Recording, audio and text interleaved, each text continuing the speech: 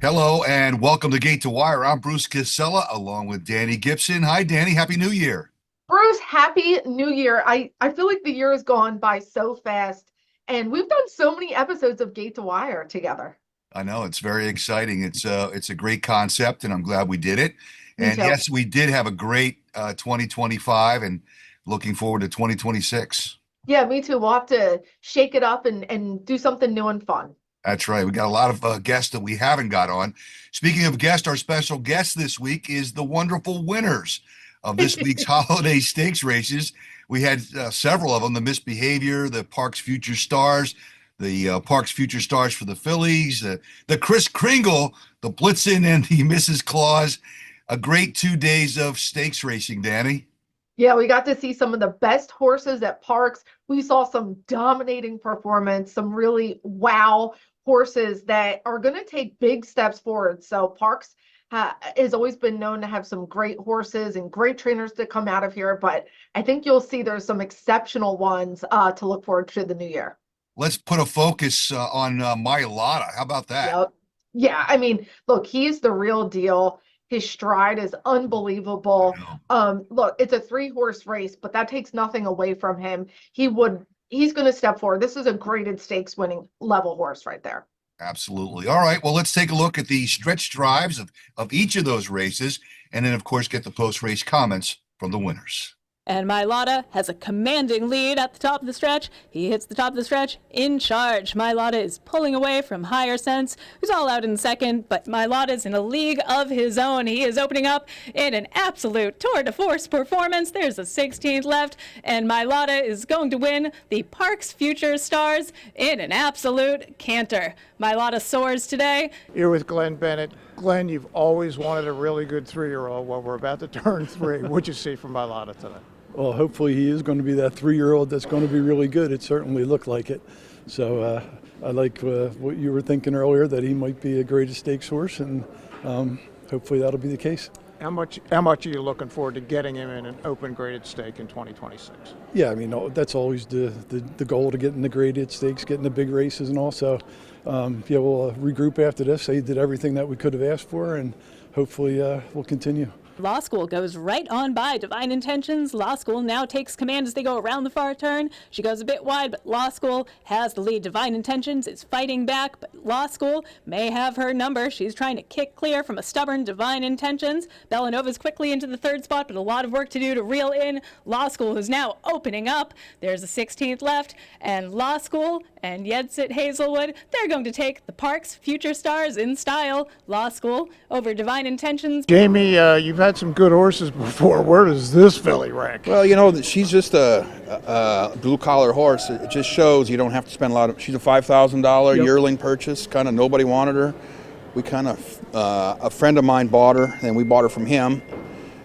He called me and said she's good, so we paid a little bit more than $5,000, but not much more, But I got a partner, Mike Coombs, Super C, went in with me, and from day one she was good, and my assistant asked me the other day, who's the best horse we got in the barn? I said, well, we got some nice older horses, but this is the best one because she's 2, and she can go 2 turns, and she's really good. And I think she proved a little bit today that she can run. Presence is a present. Eek looms to the outside as they go around the far turn. Presence is a present, running a very professional race. She's opening up smartly now. Presence is a present, swishes her tail, fighting on in second. Angie's Reward, she's making up some ground late. Presence is a present, has some company coming. Angie's Reward gaining with every stride. There's a 16th left. Presence is a present, fights on. Angie's Reward to the outside, full of run, and Angie's Reward takes the Misbehavior. Here with Brandon Culp. Brandon, Angie's Reward.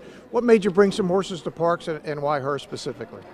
Yeah, I mean, we love the purses, obviously, for PA breds. We have a lot of PA breds, Warriors Reward, Donnie and Tom, they have a lot of PA breds, and they breed a lot of horses, and the money's good, and we figured if we're going to run here in the winter, we'd train over the surface and give them a chance to acclimate over it, and worked out for her. She's been here for a couple weeks now, and she's been training well, so we were excited to run. Golden Ice and Point Doom has held the lead throughout. He hits the top of the stretch with that lead. On the outside, Wild Vine continues to chase. Call Me Fast. He is full of run. He has some momentum. Point Doom, he's confronted now. Wild Vine. And on the outside, Call Me Fast. Point Doom fights on. Call Me Fast with a little bit of momentum. A 16th left. Call Me Fast. Point Doom is unrelenting. He's not giving up. These two are going to take it down to the line. On the outside, Call Me Fast wins the Chris Kringle Stakes. John, we talked to Jamie about this before. How'd you end up with this horse? Well, I claimed him out of Saratoga. He was what we call has-been. He had back class, Yep. a lot of back class. Sure, of course. And I think some of the best horses I've had with Jamie were they fell off their form, and Yep. he knows how to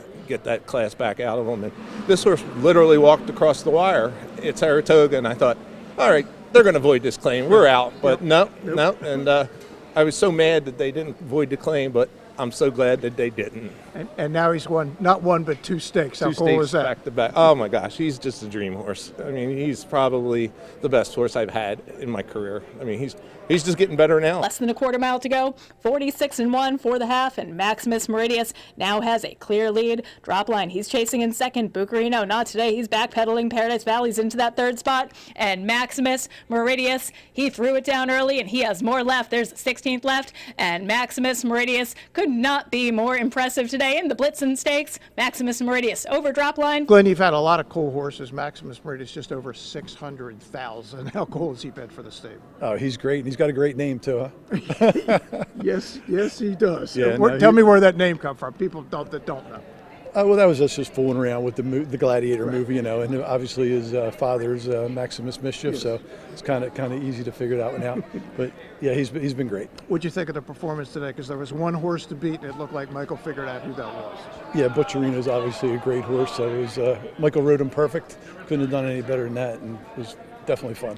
And Alani has to brace for the challenge of Jean Marie. Boutwell Time continues her ascent. On the inside, Alani, Jean Marie, these two lock horns. And on the outside, Boutwell Time. She's gaining with every stride. Jean Marie puts her nose in front. Alani counters. All the while, Boutwell Time, she's up to join the party as well. There's a 16th left. 3 across the track. On the outside, Boutwell Time, Jean Marie, Alani to the inside. They're going to take it down to the line in the Mrs. Claus. On the outside, Boutwell Time. Carlos, how'd you end up with this horse? I know they claimed him, and it was with a couple different trainers. How'd you end up here?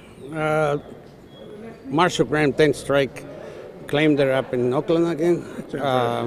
And they liked her, but then she ran and we made it 100,000, and they thought they had something nice. But then they ran her back quite a few times, and she just didn't show up at all.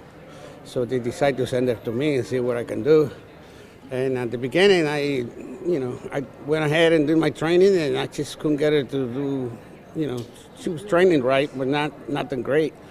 And to give her like a few weeks off, just training light, and I decided to work in one day, and she worked a very good work, and I was like, can it be? And then the next time I worked it again, she did it again. I was like, whoa. And she used to be very skittish, and she was in a little thin side.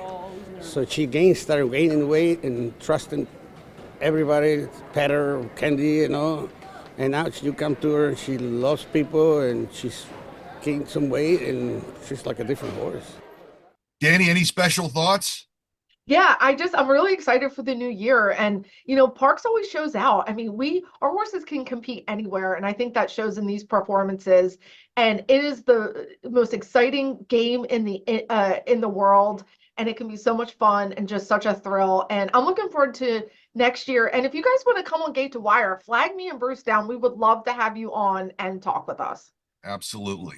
All right, Danny, that's going to do it for this week and Gate to Wire. We look forward to a great 2026. And a quick reminder, we will be adding 3 racing dates. That's right, 3 racing dates. Begins this Thursday, January the 8th. Then the following 2 Thursdays, the 15th and the 22nd. Yeah, what's better than that? More racing and makeups for some of those cancellations, and coming out to Parks 4 days in a row. We're going to be having some fun. Absolutely. All right. Have a great weekend, everybody.